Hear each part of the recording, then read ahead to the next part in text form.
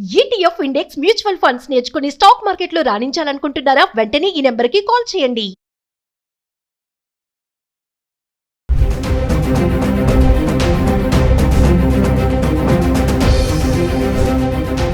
నమస్తే, welcome back to Suman TV. ప్రస్తుతం మనతో పాటు ఉన్నారు TEDx speaker, legendary award winner, realtor oxygen founder and CEO doctor Nandi Rameshwar Rao గారు. నమస్తే సార్. నమస్తే. సార్, బంగారం వెండి ధరలు చూసుకుంటే ఫ్లక్చువేట్ అవుతూ ఉన్నాయి, ఒకరోజు పెరిగితే ఒకరోజు తగ్గుతున్నాయి. మరి ఈ రోజు చూసుకుంటే వెండి పెరిగింది, 1,19,000 వచ్చేసింది వెండి ధర. ఈ ఫ్లక్చువేషన్స్ ఎందుకు వస్తున్నాయి? అసలు ఈ రేట్స్ ఇలా మారడానికి కారణాలు ఏముంటాయి అనొచ్చు? ఇప్పుడు మనిషి ఉన్నాడు అనుకోండి, ఫ్యామిలీలో పొద్దున్న ఎనర్జీ సాయంత్రం ఉండదు, సాయంత్రం ఎనర్జీ పొద్దుట ఉండదు, మారుతూ ఉంటుంది. సో గోల్డ్ మార్కెట్ కూడా హైలీ వాలటైల్ అయిపోయింది. అంటే ఎప్పుడు ఎలాగవుతుంది ఊహించని స్థాయికి ఎదిగిపోయింది. ఒకప్పుడు బంగారం అంటే పసిడి, పచ్చదనం, పసుపు లోహం అనే పేర్లు చెప్పేవారు. ఈ మూడు మాటలు వింటే ఆడవాళ్ళకి అత్యంత సంతోషం ఉంటుంది. నేను consumption of gold in entire world, India is one of the major biggest consumption in the world. టన్నుల్లో వాడతాం, వేల టన్నుల్లో వాడతాం మనం. అంత గోల్డ్ లేకుండా ఏ ఫంక్షన్కి ఎవరు వెళ్ళరు బయట. ఇప్పుడు ఈ మధ్యకాలంలో కేజీ, హాఫ్ కేజీ, పావు కేజీలు కూడా చూసుకుంటారు. అంబానీ, అదానీలు తీసేస్తే నార్మల్ వ్యక్తులు కూడా 10-20 తులాలు లేనిదే ఎవరు బయటకు వెళ్ళట్లేదు. అయితే అప్పుడు అది ఆర్నమెంట్ రూపంలో బాగా వాడేవారు. సో అంతవరకు రిస్ట్రిక్ట్. ఈ గత మేబీ 1 year 6 monthsలో అపార్ట్ ఫ్రమ్ ఆర్నమెంట్ యూజ్ ఒక ఇన్వెస్ట్మెంట్ పర్పస్గా చూస్తున్నాను. ఎందుకంటే స్టాక్ మార్కెట్ కుదేలవుతుంది, రియల్ ఎస్టేట్ కొన్ని సందర్భాల్లో కొన్ని ఏరియాల్లో బాగోలేదు, మొత్తం జీరో అవ్వలేదు, కానీ కొద్ది స్టేబుల్గా నడుస్తుంది, పెరగాల్సిన రీతిలో పెరగలేదు. లాస్ట్ 5 సంవత్సరాలు ఏదైతే గ్రోత్ అయిందో అది అవ్వలేదు. మిగిలిందల్లా గోల్డే. అంటే గోల్డ్లో రియల్ ఎస్టేట్లో వచ్చినంత జంప్ రాదు, స్టాక్లో జంప్ వస్తుంది, అంతే డబుల్ జంప్ పడిపోతుంది. It's always risky. ఇన్వెస్ట్మెంట్ రూపంలో మనం చూస్తే ఫస్ట్ ఏమైనా అంటే రియల్ ఎస్టేట్లో ఎక్కువ లాభాలు వస్తాయి, నెక్స్ట్ గోల్డ్లో వస్తాయి, నెక్స్ట్ స్టాక్లో వస్తుంది. రేట్లు ఎందుకు వేరీ అవుతున్నాయని మీరు అడిగారు. రేట్లు ఎందుకు వేరీ అవుతున్నాయంటే అనేకమైన కారణాలు. Dollar rupee conversion ratio, inflation ratio, central reserves ratio, economic conditions, recession, jobs removal, ఇవన్నీ కూడా పారామీటర్స్. యుద్ధాలు basically Ukraine, Russia, you are saying Pakistan, Indian, Israel, Iraq, ఇంకా చాలా ఉన్నాయి. సో అక్కడ ఏమవుతుందంటే ఈ 5-6 పారామీటర్ బట్టి రేట్లు మారుతుంటాయి. So it's very difficult to predict. రేపు ఏమవుతుంది నువ్వు చెప్పలేవు, నేను చెప్పలేను. దీనివల్ల మారుతుంటుంది. So plus government policies, interest rates, bank interest rates మీద కూడా ఆధారపడి ఉంటుంది. ఎందుకంటే మన హౌస్లో ఒక 1% తగ్గించారంటే కొద్ది రోజులు సేల్స్ పెరుగుతుంది. ఇండియాలో bank, reserve bank of India repo rate కానీ అవన్నీ ఉంటాయి, కొన్ని ఇంట్రెస్ట్ రేట్ తగ్గిస్తే బూస్ట్ అవుతుంది, పెంచితే తగ్గుతుంది. అదే అక్కడ కూడా నేను చెప్పిన ఈ 5-6 ఫ్యాక్టర్లు బట్టి మారుతుంటుంది value. So coming to Trump effect కూడా ఉంటుందంటారా? డెఫినెట్గా గవర్నమెంట్ పాలసీ అంటే ట్రంపే కదా. ఇప్పుడు వాళ్ళు తీసుకున్న నిర్ణయాలు బట్టే ముందుకెళ్ళాలా వెనక్కి వెళ్ళాలా అనేది మనకు తెలుస్తుంది. వెండి ఎందుకు పెరుగుతుంది అనుకుంటున్నా సార్? 1,19,000 వెళ్ళిపోయింది వెండి. అంటే ముందు బంగారం కంటే వెండికి ఎక్కువ ఇంపార్టెన్స్ ఇవ్వచ్చు అనుకోవచ్చు అంటారా? ఎందుకంటే మంచి ప్రశ్న అడిగారు. గోల్డ్ ఇప్పుడు మనం చూసుకుంటే యాజ్ ఆఫ్ టుడే 24 క్యారెట్లు 97,000 ఉంది, 22 క్యారెట్లు 89,000. అంటే తగ్గింది కొద్దిగా, పెద్దగా తగ్గలేదు. అయితే 1,03,000, 1,05,000 దాకా వెళ్ళింది. ఒక 5,000 ఇటు. అంటే ఎప్పుడు బెంచ్ మార్క్ అయితే 90 అయితే తగ్గట్లేదు. ఈవెన్ 90 చూసుకున్నా 50% జంప్ ఇన్ లాస్ట్ 4-5 months.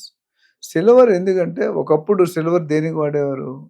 వస్తువులకు వాడేవారు, అది కూడా ఆర్నమెంట్, పూజా సామాన్లు, ఎవరికైనా గిఫ్ట్లు ఇవ్వడానికి అట్లా. ఇప్పుడు అది మారిపోయింది పర్పస్. ఎందుకంటే ఇండస్ట్రీ యూస్లోకి వచ్చింది.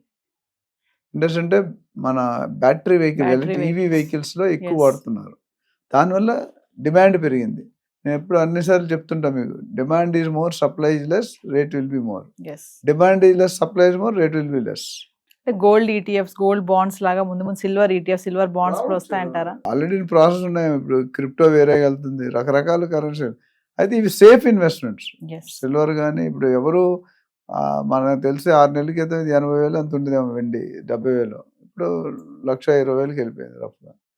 అంటే చాలా హ్యూజ్. ఎవరైనా 3 నెలల కింద కొనుక్కుంటే అదృష్టవంతుడు. ఆల్మోస్ట్ 30-40% పెరిగిపోయింది, which is very good sign.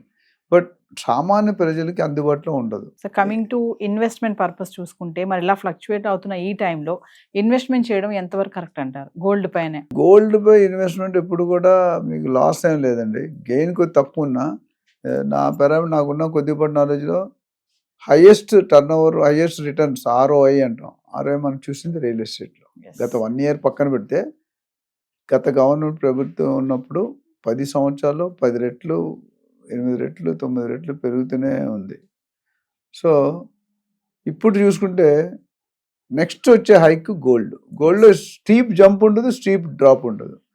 Only నాకు తెలిసి నేను లాస్ట్ 25-30 years చూస్తే మొన్న అయిన పెరుగుదల ఇప్పుడు జరగలేదు అనుకుంటాను. జరిగింది ఇంక్రీజ్ అయింది, మరి 30,000-40,000 వేరియేషన్ ఎప్పుడు లేదు.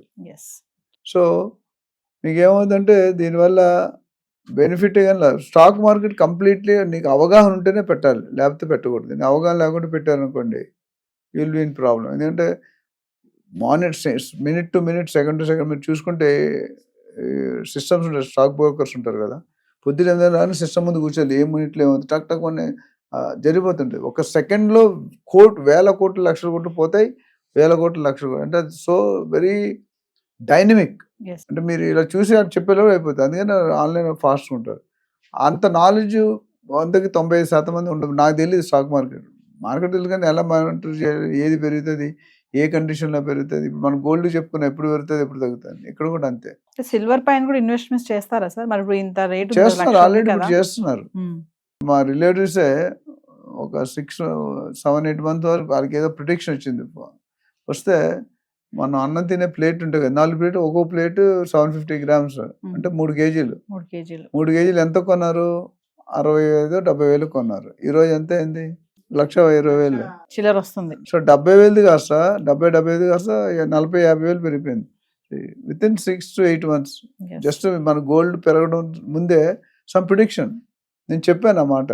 అంటే ముందు బంగారం కంటే వెండికి ఎక్కువ విలువ ఉంటుంది అంటే. బంగారం విలువ ఎప్పుడు ఉంటుంది, బట్ అంత ముందు జరిగిన లాస్ట్ 10 years స్టాటిస్టిక్స్ చూస్తే కనుక ఇది స్టీప్ జంప్ సిల్వర్లో. బికాజ్ దాని main industry usage, EV electrical vehicle, EV purpose. దానివల్ల యూసేజ్ ఎప్పుడైతే పెరుగుతుందో డిమాండ్ పెరుగుతుంది కదా. ఇప్పుడు జనాలందరూ ఇల్లు వెస్ట్ జోన్లో ఎందుకు కొంటున్నారు? అందరూ అక్కడ కొంటున్నారు, మనం కూడా అక్కడే కొంటున్నాం. కొనుక్కునేవాడు కొన్నోడు ఇంకెక్కడో బయటకు పోతాడు.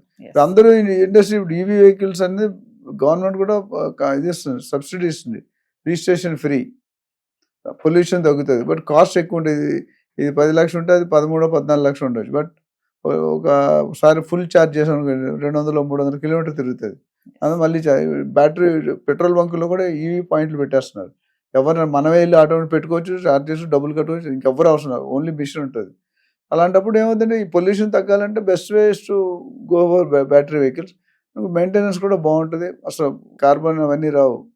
ఆ బ్లాక్ పొగలు, స్మోక్లు వస్తాయి కదా, పొల్యూషన్, అవి ఉండవు నీకు.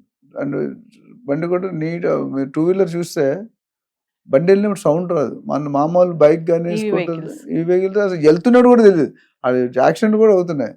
జమ్మను కూర్చుంటాడు, జమ్మను ఆటో అని కారు అని, ఆ కారు వస్తుంటే సౌండ్ కూడా రాదు, శబ్దం, మన ఇండికేషన్ ఉంటుంది. మామూలుగా అయితే ఎంత వెళ్ళిగానే ఇండికేషన్ వస్తుంది. మారిపోతుంది. Technology is changing, robot is coming, artificial intelligence, chat GPT అన్ని. మీరు ఏం కష్టపడక్కర్లేదు, మీరు కొడితే. నేను మొన్న లాస్ట్ ఒక వెబ్సైట్ ఆల్రెడీ ఎప్పుడో 5 years బ్యాక్ డిజైన్ చేసింది. చాట్ జీపీటీ దగ్గర పెడితే సజెస్ట్ మోడల్ అంటే మోడల్ మీద పక్కన వచ్చాయి. నీకు ఏం కావాలి, రంగు కావాలా, డిజైన్ కావాలా, ఫాంట్ కావాలా, సైజు కావాలా, ఇమేజ్ అంటే అది మరితే అది automatic with in no time. You to really appreciate the. మనమే కనిపెట్టాం, but it's going to valued. And ఫ్యూచర్లో AI is going to play a major role. Immediately కాకపోయినా, but started playing. Thank you sir. Thank you.